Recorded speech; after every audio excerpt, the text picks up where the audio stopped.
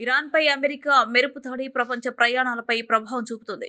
హైదరాబాద్ శంషాబాద్ ఎయిర్‌పోర్ట్‌లో లండన్‌కు వెళ్లాల్సిన British Airways విమానంకు అనుమతి రాకపోవడంతో 2 గంటలుగా రన్‌వేపైనే నిలిచిపోయింది. సిబ్బంది యుద్ధ పరిస్థితులే కారణమని వెల్లడించగా టేకాఫ్ ఆలస్యం కావడంతో ప్రయాణికులు ఆందోళనకు గురవుతున్నారు.